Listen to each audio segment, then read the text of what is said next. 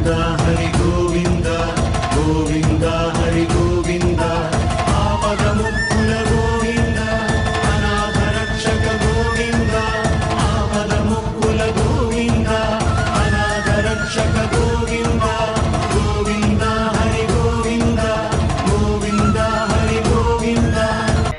ओम नमो वेंकटेशाय। दोस्तों, आज मेरा है 7वां दिन श्रीवारी सेवा का और आज करते हैं 3 बार दर्शन।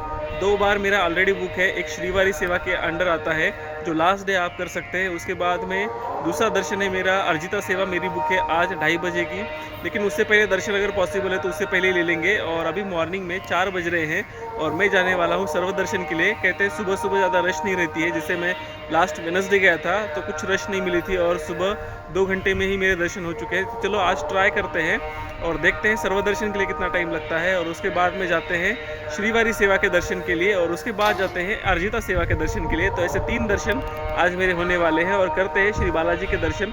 उसके बाद में मेरा डे का क्या शेड्यूल रहेगा ये आज अभी फिक्स नहीं है, तो वो बाद में बताता हूँ, क्योंकि लास्ट डे है आज सेवा का। तो कितने बजे जाना है और कितना सेवा करना है वो भी मैं आपको बताने वाला हूँ।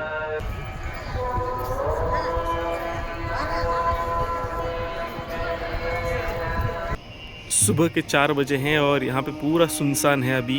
फ्री दर्शन के लिए देखते हैं कितनी लाइन रहती है और जाते हैं वैकुंठम क्यू कॉम्प्लेक्स 2, जहाँ से मुझे फ्री दर्शन के लिए एंट्री मिलेगी। और देखते हैं दर्शन अगर 2-3 घंटे में होता है तो उसके बाद फिर से मैं लाइन में लगूंगा अर्जिता सेवा के दर्शन के लिए और उसके बाद में फिर से लाइन में लगेंगे हमारे सेवा वाले दर्शन के लिए।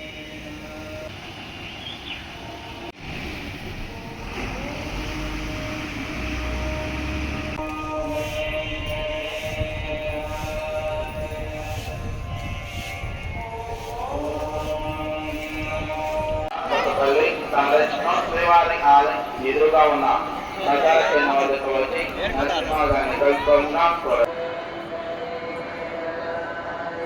दोस्तों, तो आज मेरा डे 7 का दूसरा दर्शन हो चुका है और अभी डे 7 का दूसरा दर्शन हुआ है। तीसरा दर्शन भी मैं आपको बताने वाला हूँ। और दूसरे दर्शन अगर श्रीवारी सेवा के अंडर आपको दर्शन करना है तो लास्ट डे आप कर सकते हैं। दोपहर के 12 बजे के बाद आपको QR कोड स्कैन कराना है श्रीवारी सेवा सदन में और तभी वो एक्टिव हो जाएगा QR कोड और आप सीधा सुपथम से जाके दर्शन करा सकते हैं। और जहाँ से इन्फंट का एंट्री होता है वहाँ से ही आप दर्शन करा सकते हैं। और सिर्फ 1.5 घंटा लगा मुझे। और इसके बाद उंजल सेवा अटेंड करते हैं। उंजल सेवा का मेरा एक तीसरा दर्शन है जो मैं आज और एक और लेने वाला हूँ। तो चलो तीसरे दर्शन को कितना टाइम लगता है वो भी मैं आपको दर्शन के बाद बताता हूँ। दोस्तों, सुबह के बज रहे 10:15 और अभी मैं जा रहा हूँ लड्डू लेने के लिए। श्रीवारी सेवा के अंदर जो दर्शन मैंने लिया था उसका लड्डू लेते हैं और उसके बाद में फ्री दर्शन का भी एक लड्डू है। अर्जिता सेवा का अभी दर्शन हुआ नहीं है इसलिए वो लड्डू अभी बाकी रहेगा, लेकिन घंटानादम का आवाज़ सुन सकते हैं आप। मॉर्निंग में और इवनिंग 7:30 बजे घंटानादम होता है तो उस टाइम पे दर्शन रोक दिए जाते हैं, तो शायद थोड़ा उसकी वजह से डिले हो सकता है दर्शन के लिए। दोस्तों, अर्जिता सेवा का भी मेरा दर्शन हो चुका है और लगभग सिर्फ 1.5 घंटा ही लगा मुझे। क्यों, उसका रीज़न मैं बताता हूँ। क्योंकि ये होती है अर्जिता सेवा जिसका एंट्री पॉइंट होता है यहाँ पे सुपथम से ही। यहीं पे आपको लगेज डिपॉजिट करना है, यहाँ पे यहीं पे आपको मोबाइल फ़ोन डिपॉजिट करना है और यहीं से एंट्री है। और वेटिंग कंपार्टमेंट का टाइम यहाँ पे स्किप हो जाता है तो इसकी वजह से दर्शन आपके जल्दी हो जाते हैं। लेकिन थोड़ा सा क्राउड रश जल्दी करता है क्योंकि यहाँ से इन्फंट्स वगैरह आते हैं, यहाँ से फ्री लाइन या फिर 300 वाली लाइन ज्वाइन होती है। तो अभी मैं जाने वाला हूँ सेवा के लिए और आज मेरे कंप्लीट होते हैं 3 दर्शन। एक होता है सबसे पहले मॉर्निंग में फ्री दर्शन, उसके बाद हुआ था मेरा सेवा का दर्शन और उसके बाद हुआ 3rd अर्जिता सेवा वाला दर्शन। और अभी देखते हैं अर्जिता सेवा और उसके बाद जाते हैं हमारे सेवा सदन। आज खाने में थोड़ा सा अलग ट्राई करते हैं। 7वां दिन है और पिज़्ज़ा पे आ गया हूँ मैं। थोड़ा सा राइस बोरिंग हो गया है और सारंगी पे ट्राई करते हैं ये पिज़्ज़ा और थम्स अप की कैन।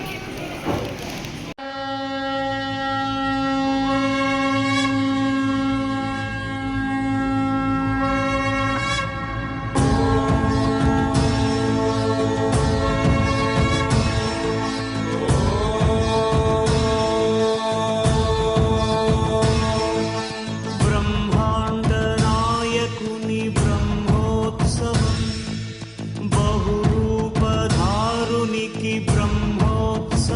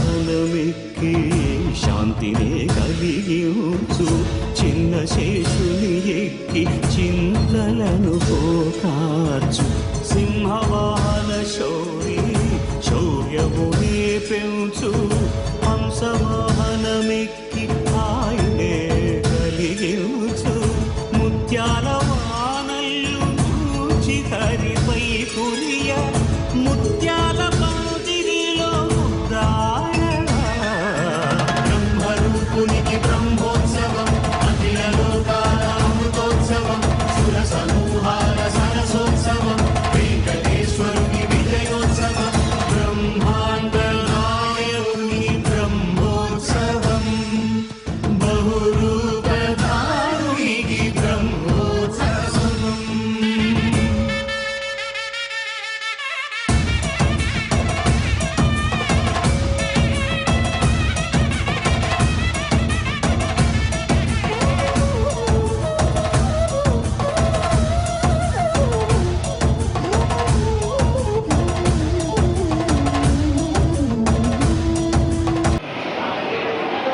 दोस्तों दर्शन के बाद मैं अभी आया हूँ खाना खाने के लिए, यहाँ पे लंच करने के लिए। और लंच करने के लिए आते हैं तो यहाँ पे बहुत सारे लोग फ़ोटो खींचते हैं।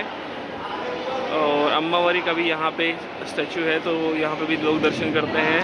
गरुड़ा और हनुमान जी का वहाँ पे स्टैचू है और बीच में है पूरा तिरुमला हिल्स और आगे महानंदी श्री शैल्यम तक पूरा आप व्यू देख सकते हैं। और तो चलो खाना खाते हैं। अभी दोपहर में वड़ा मिलता है तो चलो टेस्ट करते हैं।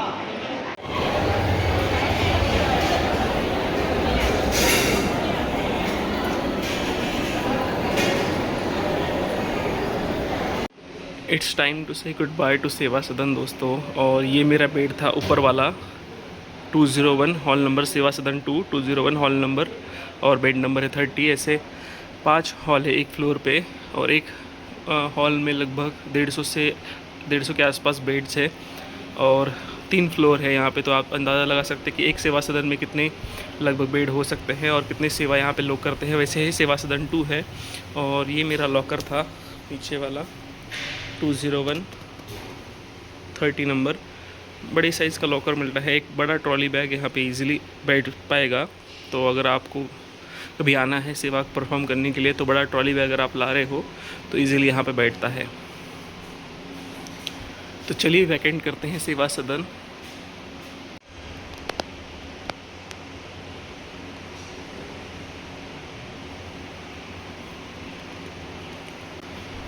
चार्जिंग पॉइंट के भी अच्छे ऑप्शंस है यहाँ पे और फ़ैन के वगैरह ऑप्शंस है। सिर्फ अगर आपको लोअर बेड मिलता है तो वहाँ पे थोड़ा सफोकेशन जैसा होता है क्योंकि बराबर हवा वगैरह नहीं लगती है। और टॉयलेट्स वगैरह तो इस साइड टॉयलेट्स और बाथरूम से। दोस्तों तो डे 7 की सेवा परफॉर्म करके मैं आ चुका हूँ तिरुपति के होटल में। एक्चुअली 7वें दिन मैं सेवा सदन जाने के बाद कुछ व्लॉग वगैरह नहीं कर पाया क्योंकि बहुत थक चुका था। 3 दर्शन हुए थे मेरे, एक फ्री दर्शन, उसके बाद में एक सेवा का दर्शन और उसके बाद में एक अर्जिता सेवा का दर्शन मैंने बुक किया था। और तीनों दर्शन करने के बाद थोड़ा 3 घंटे में सेवा के लिए गया था और बाद में आके बहुत थक चुका था। और दूसरे दिन हमें चेकआउट करना था। चेकआउट मतलब की सबमिट करनी थी लॉकर की। तो मैं अभी आ चुका हूँ तिरुपति, होटल भीमाज में स्टे कर रहा हूँ। वैसे अच्छी रूम है, नॉन AC है, थोड़ा सा गर्मी का यहाँ पे दिक्कत है, लेकिन अगर आपको AC रूम बुक करनी है तो 1500 तक आपको मिल जाएगी होटल भीमाज में। ये सबसे ओल्डेस्ट होटल है। अगर भीमाज के देखें तो बहुत सारे 4 भीमाज के होटल है। यहीं पे पास में स्टेशन के पास में ही डिलक्स होटल है। और अगर ये बात रही होटल्स की तिरुपति के, और अगर मैं सेवा के बारे में बात करूँ तो लास्ट डे मेरा थोड़ा सा ऐसा दिक्कत वाला गया क्योंकि थोड़े से कंट्रोवर्शियल इश्यूज हो रहे थे जो NRIs के साथ या फिर डिफेंस के लोगों के साथ। TTD एम्प्लॉयज़ उनका थोड़ा बिहेवियर अलग था। 7वें दिन और 6ठे दिन मेरे जो साथ TTD एम्प्लॉयज़ थे वो थोड़े से रूड थे डिफेंस वाले लोगों के साथ या फिर NRIs के लोगों के साथ, लेकिन वैसे ही वो पोलाइट थे जैसे कोई रिकमेंडेशन वाला आ रहा था। और NRIs लोगों को पूरे रूल्स पता नहीं रहते हैं, क्या 30 डेज़ का क्या रूल है, वीज़ा का क्या रूल होता है, इमिग्रेशन का क्या रूल होता है। बाद में डिफेंस वाले लोगों को फैमिली कार्ड के बारे में कुछ पता नहीं रहता है, मतलब कौन से लोगों को लेके आ सकते हैं, इन लॉज को नहीं लेके आ सकते हैं। तो वो अगर पूछ रहे होते हैं तो उनको रूडली बात करते हैं। इवन एक बार TTD एम्प्लॉयज़ ने ऐसे कहा कि आप पढ़े लिखे नहीं हो क्या, आपको पढ़ना आता नहीं है क्या। तो this is not the way. I think मुझे लगता है कि ये ऐसे थोड़ा सा पोलाइट बिहेवियर होना चाहिए। डिवोटीज वहाँ आते हैं, भले वो फ्री दर्शन के लिए आए या फिर वीआईपी ब्रेक दर्शन के लिए आए। अगर आप वीआईपी ब्रेक दर्शन ट्राई करते हैं तो शायद आपको पता रहेगा कितना पोलाइट रहते हैं वो। वैसे ही अगर फ्री दर्शन वाला कोई आता है तो उसको ऐसे जोर से बोल के निकाल देते हैं। सो आई थिंक वो थोड़ा सा डिवोटीज के बारे में थोड़ा सा उन्होंने ध्यान रखना चाहिए। और मेरा लास्ट डे का सेवा 3 जगह पे था। एक्चुअली मैंने भी थोड़े से उनके साथ झगड़े नहीं हुए, मतलब मैंने एक्चुअली एक बार गलती से फॉर्म दे दिया तो मुझे भी डांटने लगे। एक्चुअली वो तेलुगु में डांट रहे थे, इसलिए मैं ज़्यादा कुछ बोला नहीं। अगर वो हिंदी में या फिर मराठी में बोलते तो फिर मैं भी उनको बोलता, क्योंकि मैंने एक फॉर्म दे दिया था। अगर एनआरआई कोई भी डिमांड कर रहा है फॉर्म की तो मैं फिर फॉर्म दूंगा। बाद में वो अगर उसमें मिस्टेक्स रहते हैं तो एक फॉर्म अगर मिस्टेकली वेस्ट हो जाता है तो उसमें क्या बड़ी दिक्कत है। तो उसके वजह से मुझे वो डांट रहे थे और बाद में उस एनआरआई को भी डांट रहे थे। तो ऐसी चीज़ें नहीं करनी चाहिए। थोड़ा सा पोलाइटली उनको एक्सप्लेन करना चाहिए कि नहीं, आप एलिजिबल नहीं है दर्शन के लिए, आप फ्री वाला दर्शन ले लीजिए। तो ऐसी कुछ चीज़ें हैं, इसकी वजह से उन्होंने मुझे 3 जगह पे सेवा दे दी। 1 घंटे में एनआरआईएस कॉम्प्लेक्स पे दे दी और दूसरी जगह पे एटीसी पार्किंग के लिए दे दी और तीसरी जगह पे तीसरे घंटे में उन्होंने मुझे कॉमन एटीसी सर्कल पे सेवा दी थी। तो ऐसा मेरा 3rd डे रहा और उसके बाद में मैं डायरेक्टली सेवा सदन जाने के बाद पूरा सो गया और बाद में अभी आया हूँ डायरेक्टली तिरुपति। तो ऐसा मेरा एक्सपीरियंस था। लेकिन सेवा करने मिलती है आपको तो थोड़ा रिलैक्सिंग लगता है, भगवान के प्रति आप थोड़े जागरूक है ऐसे भी लगता है, और गोविंदा के दर्शन होते हैं तो और ब्लेसिंग्स आपको लगती है और आपके मन में शांति भी आती है। तो मेरा 7वां दिन खत्म हो गया। तिरुमला छोड़ते हुए मुझे ऐसे लग रहा था कि अभी वापस कब आने को मिलेगा। तो आई थिंक सबने सेवा वगैरह परफॉर्म करनी चाहिए। एटलीस्ट 1 टाइम इंडिविजुअल सेवा मेरी परफॉर्म हुई थी और कभी ग्रुप में अगर होता है तो ग्रुप में भी सेवा परफॉर्म करेंगे। तो ये है मेरा रूम होटल भीमास का आज के दिन के लिए, और ठीक ठाक मिला है 1000 रुपये के कंपेयर्ड। लेकिन 12 घंटे ही मैं रहने वाला हूँ यहाँ पे। और बेड है, 2 चेयर्स है, वार्डरोब, मिरर, इवन टीवी भी है, यहाँ पे छोटा टेबल भी है। और उसके बाद एसी अगर चाहिए तो एक्स्ट्रा पे करने पड़ेंगे। मैंने नॉन एसी बुक किया इसलिए 1000 रुपये है। वॉशरूम में आपको दिखा देता हूँ।